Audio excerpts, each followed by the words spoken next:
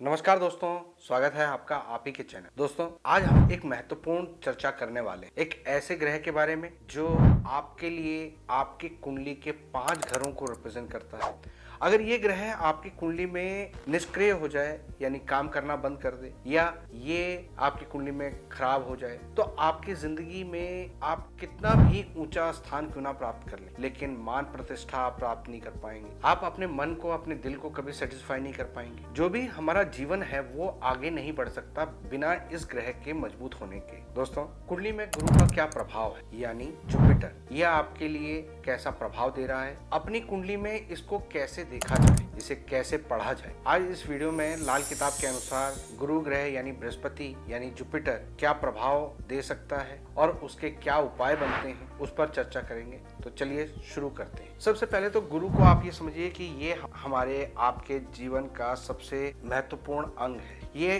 सकारात्मकता को रिप्रेजेंट करता है, पॉजिटिविटी को रिप्रेजेंट करता है। आपके जीवन में जितना भी ज्ञान आप प्राप्त करते हैं वो इसी से रिप्रेजेंट होता है। हमारे शरीर के अंदर ऑक्सीजन, बरकत, इन सब को जुपिटर रिप्रेजेंट करता है। हमारे दादा, हमारे बड़े बुजुर्ग, हमारे पूर्वज, हमारे पितृ, ये सब जुपिटर के अंडर में ही आते हैं। कुंडली की ग्रह स्थितियों के अनुसार सबसे पहले कुंडली के पहले घर में जब जुपिटर आते हैं तो इसे ऐसे समझना चाहिए कि ये एक ऐसे गुरु हैं जो राजा की गद्दी पर आकर बैठे। तो इन्हें ज्ञानी भी कहा जा सकता है और राज स्थान पर बैठने के कारण राजा जैसी फैसिलिटी मिलना और इनकी बात की वैल्यू होना, ये यहाँ पर होता है। आम शब्दों में इसको आप कह सकते हो कि जैसे किसी भी धार्मिक स्थान को एक मठ कहा जाता है और उस मठ पर जब कोई सर्वोच्च पोजीशन पर बैठता है तो वो मठाधीश कहलाता है और जिसकी बात की वैल्यू होती, जिसे उस पद तक पहुंचने के लिए अपने ज्ञान का, अपने धैर्य का और अपनी समझबूझ का परिचय देना पड़ता है, तब जाकर वो उस मुकाम पर बैठे। ऐसे लोग जिसकी बात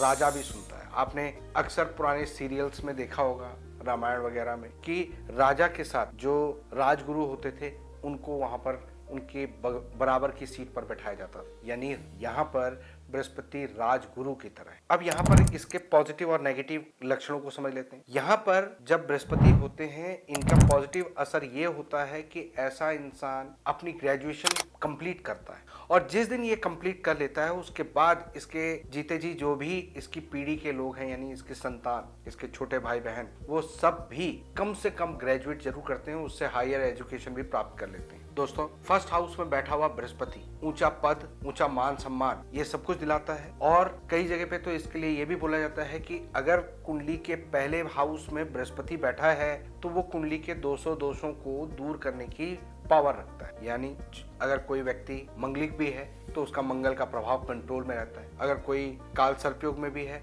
तो उसका भी काल सर्पयोग काफी हद तक कंट्रोल में रहता है। तो ऐसे बहुत सारे दोष होते हैं जिनको ये ठीक कर लेता है। जब बृहस्पति लगन में बैठा हो तो इसके खराब की निशानियां क्या होती हैं? सबसे पहले ऐसा इंसान अपनी पढ़ाई पूरी नहीं कर पाता यानी उसकी ग्रेजुएशन रुकती। दूसरा कि उसे सिगरेट पीने की, तंबाकू खाने की, मादक चीजों को प्रयोग करने की आदत पड़ जाती, जो कि उसके नेगेटिव की निशानी। अगर ऐसा इंसान के रवैये को देखें तो ऐसा इंसान बड़ा तुनक मिजाज होता है। अपनी मैं और अपने तारीफ करना ऐसे लोगों को पसंद आती है जो इसके खराब की निशानी। वो व्यक्ति इन चीजों से अपने बृहस्पति को और खराब कर रहा है। अब इस बृहस्पति को पॉजिटिव कैसे किया जाए? हमें ये तो पता चल गया कि इस हाउस में ये पॉजिटिव होता है, लेकिन कंडीशन हमने ये समझ ली कि अगर वो ऐसा इंसान ग्रेजुएट नहीं है तो ये कमजोर स्थिति। इसको मजबूत कैसे किया? तो इसको मजबूत करने के लिए सबसे पहले आप अपने रिलीजन के हिसाब से, अपने इंटरेस्ट के हिसाब से धार्मिक किताबों को पढ़ते रहे। चाहे वो रामायण हो सकती है, कोई पुराण हो सकता है, कोई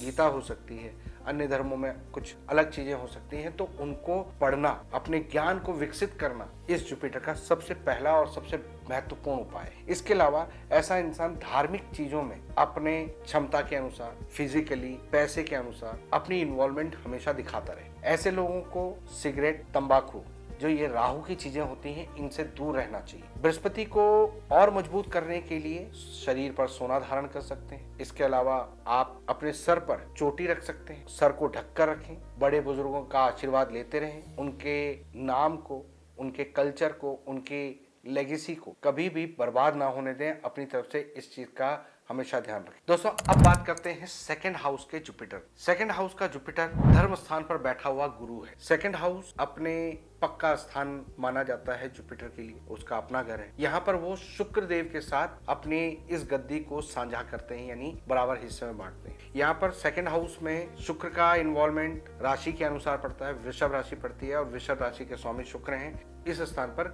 उनका भी बृहस्पति के साथ स्थान माना जाता है। जब सेकंड हाउस में बृहस्पति होते हैं तो ये शुक्र को आबाद कर देते, यानी ऐसे इंसान की गृहस्थी आमतौर पर अच्छी होती है। ऐसा इंसान अपनी लाइफ में अपने रवैये के कारण, अपने नेचर के कारण, अपने इन लॉज के यहाँ पर और अपने जीवन साथी के लिए बहुत ज्यादा सपोर्टिव होता है और ऐसा शुक्र को आबाद करने से होता है। सेकंड हाउस में जैसे मैंने बताया कि बृहस्पति हो तो शुक्र को आबाद करते हैं, यानी जमीन, मिट्टी से जुड़े हुए काम, खेती बाड़ी का काम, उसको पट्टे पे देना, ऐसे लोगों के लिए बहुत ज्यादा फायदा होता है। यानी बृहस्पति शुक्र को आबाद कर रहा है, शुक्र की चीज, जमीन, खेती, इन चीजों में जितने इन्वॉल्वमेंट रखते हैं या खर्चा करते हैं, पैसा लगाते हैं, तो शुक्र के द्वारा बढ़ोतरी होती रहती है और लाइफ में तरक्की मिलती है। ऐसे लोग के बृहस्पति की शुभ की निशानी ये होती है कि इनके पास खेती वाली जमीन जरूर होती है, भले ही उनका गार्डन हो, प्लॉट हो, कोई वहां पर छोटी मोटी गार्डनिंग कर रहे हो, तो ये सेकंड हाउस के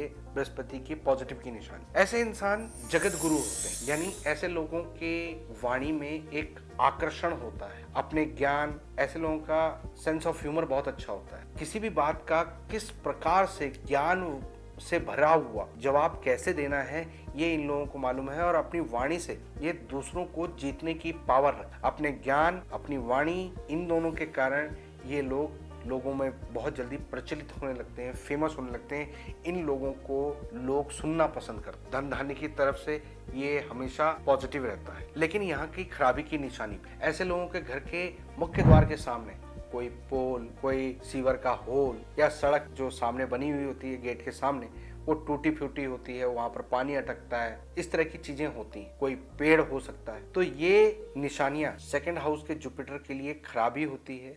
अगर ऐसी स्थिति हो तो आप ये समझ लीजिए कि आपका जुपिटर किसी न किसी तरह से खराब है। अब ऐसे में इस जुपिटर को पॉजिटिव कैसे करें? धर्म स्थान पर चने की दाल देते रहे, महीने में एक बार ये देते रहना चाहिए। गले में सोना धारण करें, कानों में सोना पहन सकते हैं, माथे पर, जबान पर, नाभि पर केसर का तिलक लगा सकते हैं। अपने धर्म को नजरअंदाज ना करें। अपने बड़े बुजुर्गों के रीतों को, जो भी तीज त्योहार होते हैं, उनके जो रिचुअल्स होते हैं, उनके कस्टम्स होते हैं, उनको बिल्कुल ना त्यागें, उनको फॉलो करते रहें। सेकंड हाउस के बृहस्पति वाले लोग अगर सोने में पैसा डालते हैं तो उनको नुकसान उठाना पड़ता है, लेकिन वहीं वो मिट्टी के कामों में पैसा डालते हैं तो उनको फायदा मिलता है। अपनी स्त्री का सम्मान करें। अपने जो भी पैसे होते हैं वो अपने अर्धांगिनी के पास पैसे रखना शुरू कर दें तो उनके घर में बरकत आनी शुरू हो जाती है। सेकंड हाउस का जुपिटर आपको फायदा देना शुरू कर देता है। जो आपके घर का फ्रंट है उसे हमेशा रात के समय लाइट जला कर रखें, साफ सुथरा रखें। जो भी हर्डल्स आ रहे हैं उनको